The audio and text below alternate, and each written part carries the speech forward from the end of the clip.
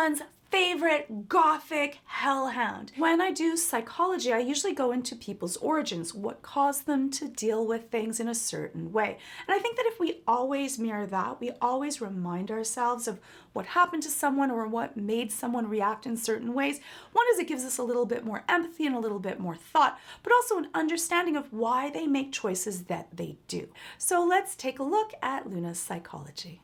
Yeah, maybe you should adopt. Aw, they're all so cute. And they're sad. Who's that? Oh, her. That's just Loona. What a nightmare.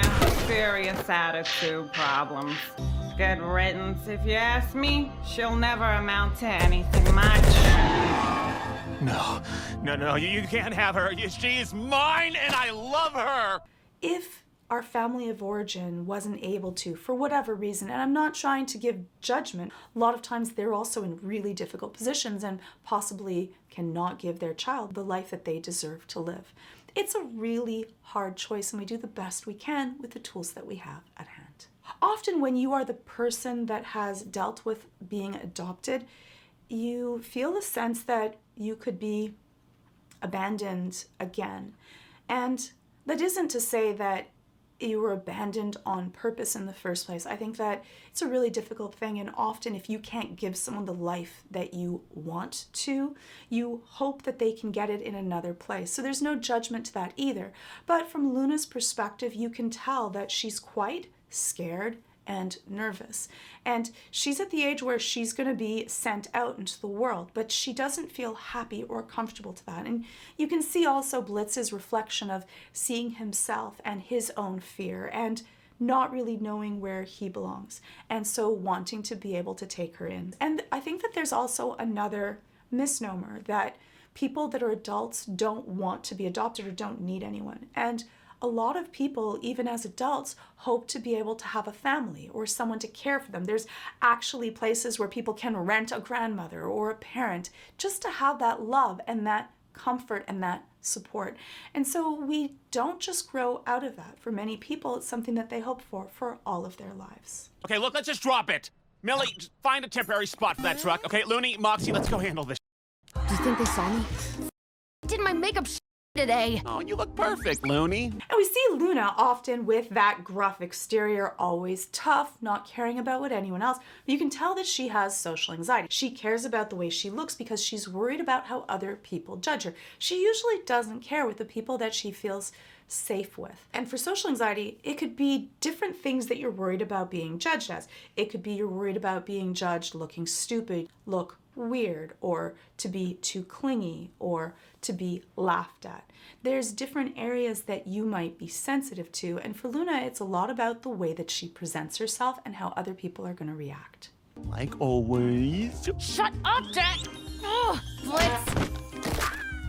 Also notice that she, almost said dad to Blitz, but then, changed it at the last second. That it's her natural reaction means that inside of her head, she does see him as her dad, because it wasn't the other way around. She didn't have to shut up bleh and then say dad afterwards. Underneath all of these layers, vicious she usually treats Blitz, underneath that she does see him as a father figure. And I think that that's really sweet because both Blitz and Loona have difficulty in expressing deep emotions, but no doubt they have formed a bond with each other. What, I can't have a break? We have a parking spot on the line. Hey, dude, why don't you chill out? It's kind of cute seeing Loona be lovesick because I'm just so used to her being kind of gruff and tough. You can tell that she does want to form connections with other people, that it's more of a defense mechanism. Everyone has a different want for how much social connection that they have. Not everyone is exactly the same. Some people get more energy from being around others, and some people feel drained from being around others. That's the difference between extroversion and introversion. And then there's social anxiety, the rank. So you can actually be extroverted, enjoy being with other people, but you're scared about being judged or making a mistake, which makes you seem like you don't like to be around people. Versus the opposite is you can be introverted and not really want to hang around with people because it just doesn't do anything for you, but have no fear of being judged by others, or if people laugh, that doesn't really bother you. And of course, you can have a combination of the two. And sometimes People think that they're introverted, but they're actually extroverted, but just dealing with some social anxiety instead. So you can have a combination of either of them, and sometimes that kind of makes the water murky of what is your personality type. Blitz, why can't you stay out of my face for like 5 minutes? Because I adopted you. You're not my real dad. I was almost 18. It still counts. I didn't need you then. I don't now. At a certain age, our peer group becomes more important than our familial group. We want others, the other people that are the same age as us, to be able to bond with. And that's the time when we would leave a certain group to be able to form other groups. When we're in our teens, that's the job that we have, to find other people to be able to date, to hang out with, and to grow with. And so often we end up pushing away the people that we feel the safest with. One is because we know that they actually care about us, so we feel a sense of safety, so often we can say the most cruel things. But two, in this case, she was embarrassed by Blitz. And for Blitz, he's just trying to keep her away from Vortex because he sees him as a bad influence or someone that can kind of whisk her away or hurt her or harm her. Because sometimes we become overprotective of our children. And so we're trying to keep them safe. But really, we need to let them also grow. And so because of that, she was pushing him away. But sometimes when we're really angry and really frustrated, we say these things that come out that we don't specifically mean at the time. When we get really angry or really frustrated, we're not thinking. The prefrontal cortex shuts down, and that's the part that deals with consequences to actions. And so sometimes we say those things that are really hurtful. Blitz, Enjoy your break, Looney. I'm gonna go kill something. And you can see that Loona cares. She hurts because she's hurt Blitz. So it's not that she's fully avoidant. It's not that she doesn't have any empathy for what happened. You can tell that most of what she does is a defense mechanism. And so she did that, but she feels really bad about it and wants to make it better. Especially for someone that has a difficulty with emotions, it can always be that risk that if I say something wrong or I do something wrong, you're walking on eggshells the entire time, because that fear of, will they also abandon me? Or does that mean that I really am this bad person or this person with an attitude that isn't worth saving? And often people that are more oppositional might even double down, might be even more extreme in that belief because they feel like, you know what, I'm already the black sheep, I might as well just do it. This is what is expected of me, so I might as well just sabotage everything around me. It can also be a test where we're going to self-sabotage. We figure that people are going to leave us anyways, so we might as well just see and make it by our own hand on purpose than when we try and then we still fail, because that would hurt so much more. Damn, girl, that was savage. You okay? yeah, I'm fine. He'll get over it. He always does. Even as she tries to give a sincere, heartfelt apology, like Blitz leaves, like he does in most situations. Full moon episode, you can see that he has a really difficult time with being able to hold strong emotional content or intimate situations. But Loona understands that he's gonna be okay, that it was kind of his way of understanding what she meant, and now he's going to escape because he's also avoidant, but that he's going to get over it and forgive her. So there's also a sense of trust that they both have, even though they have a dysfunctional way of dealing with it. I'm glad you can stick up for yourself at least. Takes guts. Thanks. And I think that it's really nice that Vortex was able to see her strength, not just see all of her behavior as something that's negative. And that's really healing, because often when our inner voice is so negative and so harsh, and we see ourselves as not worthy or not as good as everyone else is, often seeing someone else seeing us for our good traits or seeing the things that others might interpret as bad as good can be really healing for our own wounds. Y'all haven't met my boss Blitz and his hellhound. I'm not just his hellhound. Yeah, she's my daughter. Only on paper. Y'all don't deserve to know my name. It's just so sad. Like, it kind of struck me as just such a sad thought that even after all of this, she still wants to hide parts of herself. Also, what is family? Like, is family what is on paper, or is family the relationships that you have, the people that are close to you that will be there no matter what? I think that a lot is to be said for the family that you choose.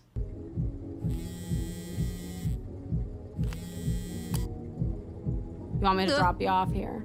Oh, yeah, this looks right. I haven't been here before. It takes so much guts to go to a party or any event where you don't know anyone at all. The amount of strength that takes, especially if you're dealing with social anxiety, usually I would say bring someone that you feel safe or you feel comfortable with. But for Loona, she's going there all on her own. And if you do, you want to remember, one, people don't really remember anything about you besides how you make them feel. They don't care about what you wear. They don't care about how you look, though they might be checking you out. Fair enough.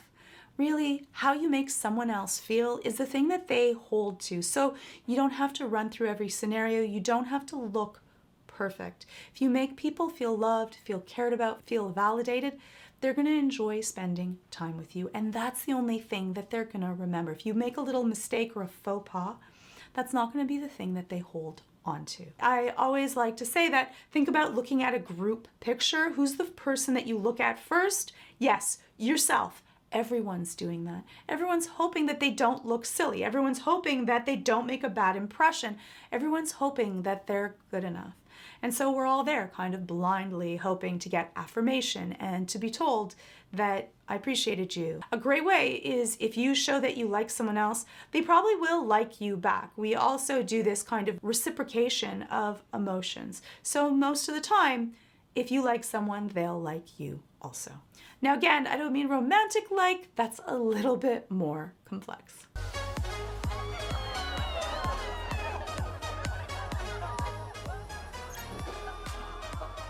Loona! So in this case, Loona's really lucky. One is she got to text. And he showed up at the door, which is so sweet and so thoughtful. But if you're going to a party and you don't know anyone, one, do your breathing, slow it down. Two, go into the room and don't just stay on the edges. Try to go and go get a drink or go do something, or be helpful to someone else. Like, can I help bring out some drinks, or can I do something? So you have a role or a job to do, which makes you feel, one, it lets you be able to mingle. Two, you are able to do something for others, which people like, and then you can open up conversations. And three, try to ask people open-ended questions, not yes or no. And it could be something that they love, something that they're wearing, to start conversations and introduce yourself. And remember, the one thing that's important to wear is a smile. Animal species where smiling means a threat. For us, it means, look at these teeth. I'm so defenseless and I am no threat to you. So that makes people feel more comfortable. And often you can find someone else that's alone. They probably, if you speak with them, would be thrilled to have someone else to talk to. Glad you could make it. Tex! Yeah, hey, thanks for inviting me. Course. Hey, everyone, meet the new face. Now I love that Tex did this. He brought her in, he let everyone know about her, he introduced her to everyone, so hopefully other people will come up and speak with her. But that's coming from me, and I lean more towards being extroverted. If I was strongly introverted or introverted with social anxiety, this could be way too much. Whereas I'm not ready yet, and I feel like I'm forced out in the open and to be able to be seen. And for some people, especially if you're more extroverted, you would not understand. You would want to do this and think that this was a gift to someone else. So often you actually want to ask, and do you want me to introduce you around, or just bring them around really softly and mildly introduce them to people instead of having it be a big state of affair. Believe people. When people say, I hate surprises or I hate being the center of attention, believe them. Just because you might love it, they may not. OMG. Loona? Lunatic Loona? That you? Yeah. Like, this is the worst case scenario. This is everyone's horror stories coming back. This is what you don't want. Those mean girls or mean boys, those mean people that are just there to make you feel small, that get pleasure from actually stepping on others or making fun of them. And it's a way of trying to control people and keep them in check. They do it by bullying and humiliating. Often this is because they want this power, or they're hiding their own insecurities, or they actually enjoy the feeling of control when they can make other people feel small. Interestingly enough, it is not linked to low self-esteem. People can have really high positive self-esteem, not true self-esteem, because people with true intrinsic self-esteem don't need to step on others, which is kind of very complex. Maybe I'll do a video just on self-esteem and the different types and how it can be expressed. But yeah, there you have it. I can't believe you're showing up to another party. I mean, do you even remember the last one? I'm sure you'll remind me. Yeah, this year, right? Why do you still have that? It brings me joy. Oh, it really bothers me. I know that we're in the age of the internet and like everything that you do is going to be put online, but it causes me such anger and frustration when people put things online where someone is having a breakdown or is unwell or is scared. Someone else is going to use that for internet points, is going to make fun, mock, or hurt someone, and it's going to be there forever. And I get that people want to feed the internet, but it's so very damaging. And I understand public places, you're allowed to post anything, but I just think that it isn't worth the points that you get. And I don't think that anyone really understands what can happen to someone else that is the target of a video that ends up going viral, that you have no control or no say over. To have her kind of show this picture of a past that she wants to get away from is just so horrible and malicious. You know, you're supposed to keep things that bring you joy. Wow, you're being really negative. Your aura is really aggressive right now. That's another piece, I'm sorry. That's another piece, is that often then when people are righteously angry, and in this case, Loona's righteously angry, she has a valid reason to be this upset because she's being mocked and made fun of and having something be brought up to make her feel small and embarrassed. Because they react, it's almost like they poked the bear enough times, and then when the bear attacks them, they're like, oh, look at how horrible you are and what's wrong with you. And a lot of times people can do that so effectively that you look like the person that's out of control, and the person that hurt you is the one that gets away with it. Can make the person that's dealing with that, in this case Loona, feel even less trusting, because here we go. This is the proof that I shouldn't have put myself out here. I shouldn't have come here, and I shouldn't trust people. Oh yeah? Well, maybe it's because I'm in the presence of a massive Oh, my dog. Wow. What? Is that not an okay thing to say? Dogs, you know.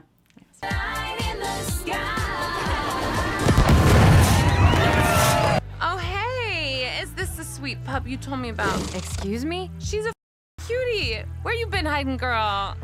To see the juxtaposition between Beelzebub, I'm just gonna call her B, and Loona, the difference between both of them, like it's not even in the color code, where Loona is just kind of black and white, and B is just like every single color in the rainbow, and also their personality types. Loona is very direct and straight and no nonsense. If she says something, she means something. Whereas Beelzebub is kind of everything is sugary and sweet and fake. And she is the one that's buzzing around the entire area trying to fakely make everyone seem happy and important and has to be the center of all attention. And you can see how for Loona, this is everything that she hates about others. But also, I think that it's a projection of all the things that she is not.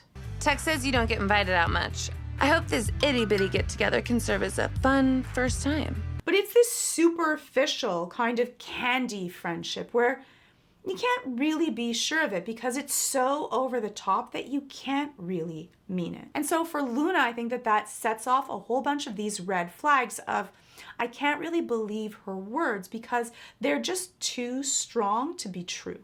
She's hot. Tex, you didn't tell me she was hilarious. I love that that's the first thing you say to me. You don't give a shit how freaky you come off, and that's beautiful. You are my new favorite person. Am I though? Is she though? right? And when you're dealing with someone that has trust issues, they're constantly thinking of everything is weighted on if it's real and if it's valid and if I can trust you. And so by saying these things that are way over the top, they just feel like they have to throw away everything you say because all of them are probably invalid because you make these really wide, big statements. That's why I say that when you give someone a compliment, it should be an accurate, a true compliment, and it shouldn't be overly sweet, and it should have a valid reason. Not just you're the most amazing person ever, but you know what? It's really amazing. The way that you put your outfit together has a great sense of style, and I love the way that you can color coordinate things, even colors that I wouldn't expect that could go together, so that it has a grasp on something that is real, and that kind of a compliment will actually stick better. Reminds me of the first time I saw Satan without a shirt on. I was like, ooh, boy, you are hot as hell. But then I wanted to die because it was so awkward. Suddenly the conversation, you know, as a narcissist would, suddenly becomes about themselves and how wonderful they are. And I think that that is a very difficult personality type for someone like Loona to be around. Cheers, honey. Thank you for coming. Do you need anything? Are you having fun? Are you good? Are you drunk? Okay, good. And that can be really overwhelming, seeing someone that is everything that you're not, even if it is a fake atmosphere. I think that that's a lot of the issues with social anxiety and why it makes us feel like we're not good enough, and how the levels of people that feel depressed or feel anxious grows as they use more social media. Because we're looking at all these things that we are not. They're fake, but it still always makes us reflect back on ourselves and what are we doing with our own lives if we see all of these colorful, amazing things. And for Loona, already feeling like an outsider, I think that having such charisma, being able to sing, having everyone adore her is probably really overwhelming for Loona, and for her just trying to find her place in the world and to be able to feel safe and good enough inside of her own skin. Are you good? Yeah, I'm gonna go. What? Why? You just got here. At least one drink, right? Nope, you really wouldn't like me after one drink. It's also really hard when we reflect on a situation, and even though this situation didn't go the way that Loona had hoped, like, she should be so proud of being able to go out there, to risk it, to try it, even if it doesn't go well. That's why you don't want to put all of your feelings of self-esteem and worth and pride in what happened and what the end result is, but more the process of risking it, taking that risk to meet other people, even if it's good or bad. You have to get used to failing, of mistakes, of being hurt and dusting yourself off and going out there again. And that's an easier thing to say than do. Oh, shot. I want a shot. Give me a shot.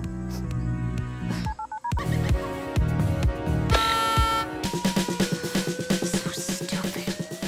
I shouldn't have come.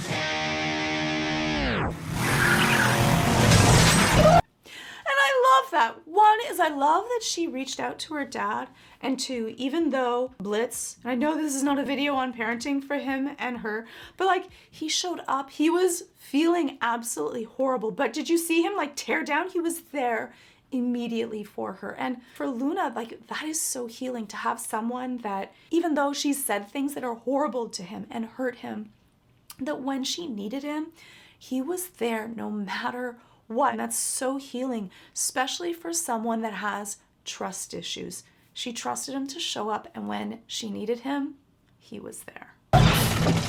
Hey, Looney. How you doing? You all right? Yeah, I'm fine. I just want to go. And look at how much concern he has. He's really worried, and he speaks in a really soft way to her. They have a really interesting dynamic, though I wouldn't say it's the most functional relationship. It works for them, and they both understand the other, and I think that that's the most important thing. And though she's cold to him and isn't like, oh, thank you so much for showing up, they have an understanding that she called and she's in pain. He feels it and he understands that. So yes, she should thank him for being there. But I think that also when we're going through something that's really difficult, being there sometimes is understanding when it's not the time to, like, for him to be able to talk to her right now about, you know what, you should still thank me, would have been the wrong thing for him to do right now. There's something more important that's superseding that. And so he did a good job of letting it go. we could stay a little longer. I think we need to go. Well, these people seem to know you. Come on. I think I want to give this another try. Please? Okay, fine. Now she has someone that's in her corner and is exceptionally popular. And so it's kind of this feeling that she can kind of get an upper hand and feel safety and be able to take some secondhand attention from someone else that's linked to her that's going to be the life of the party. Who's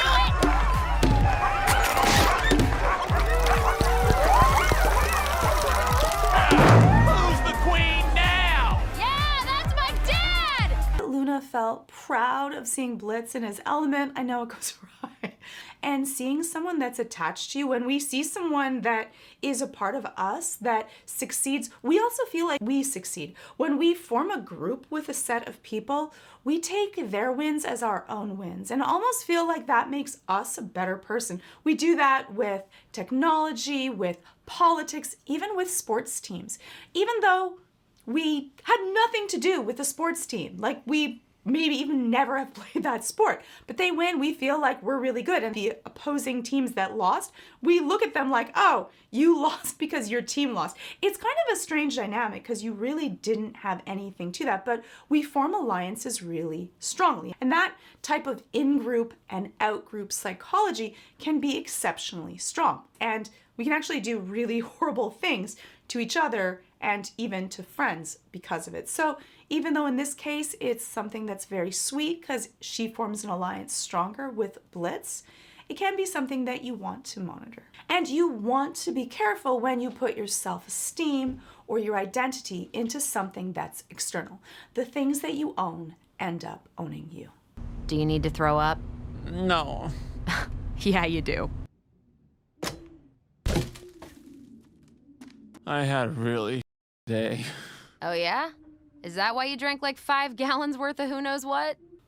And look at her, caretaking for Blitz. She carries him, puts him onto the couch, brings a blanket, and brings him something to drink. Like such a thoughtful set of gestures, really thinking about what he might need right now. I think that a lot of people look at people that have more avoidant or more aggressive traits or more oppositional as not having empathy or not being caring, and that is not the case. She cares. She wants to, but caring for someone is a risk because that opens you up to getting hurt or that they may leave. And if you get attached to someone, it might hurt so much. And for some people, it might hurt so much that they don't want to do it because people aren't safe to them. For someone that's gone through all kinds of trauma, that's the lesson that they've learned.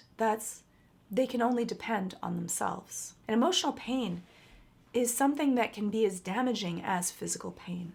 I think that we often avoid noticing things if we don't actually see damage to something. The damage is often on the inside. Blitz is someone that she's beginning to trust, even though in a lot of ways she acts like she hates it. Underneath, I think she actually enjoys it quite a lot. Is annoyed with him, but likes it also. Fizz was right. I'm gonna die alone, aren't I? Just a wrinkly, old, weathered waste. Will you be there, Looney? I'll be there, Dad.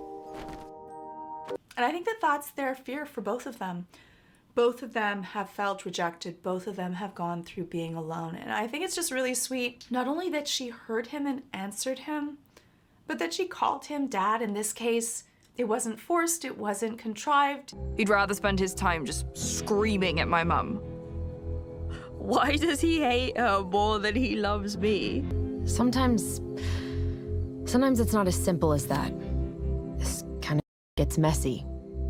And everybody's got issues, especially dads. And sometimes they f up. Like, just so beautiful because it also is showing like Loona is also speaking from her own perspective and that she understands that Blitz is not the perfect father, but often, especially for parental figures, it's to know that you're loved and to know that when you really need them, they're gonna be there and support you. And all of the other stuff is less important. That often can form a secure, I don't know what, and that can often form a secure attachment or start healing a damaged attachment and a damaged sense of trust, which I think is really beautiful. You ready to go? Yeah.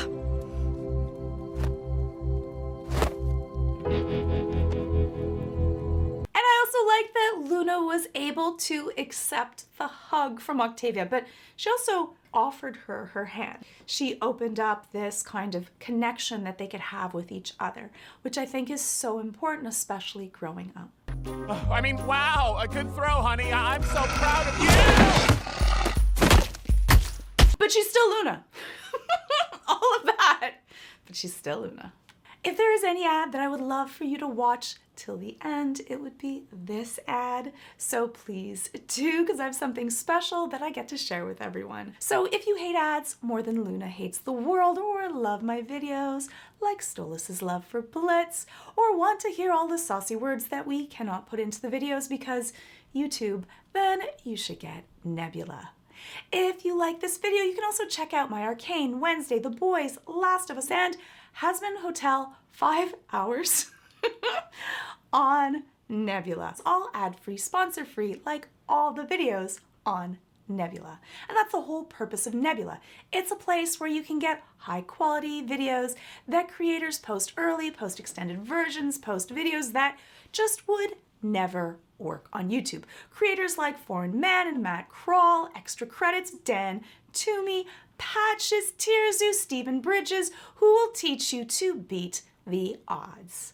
I also have a course on how to beat anxiety, so if you're dealing with anxiety, that's also there. And here we go. You can also watch Nebula's exclusive original called The Getaway. Yes, only on Nebula, where a cast of Nebula creators, who I might have just mentioned, and yours truly go on a road trip, a game of social strategy and deception. So watch me, see how I do. You can only do this through Nebula, so please do cheer me on. And if you sign up using my exclusive link, yes, I don't care, you could use other people's links, don't. Use mine. You can get an annual plan of Nebula for 40% off, $2.50 a month, $30 a year, just by clicking that link, and it really does help this channel, and you get to support me and cheer me on. Or you could haze me, but don't do that. Don't do that. Cheer me on.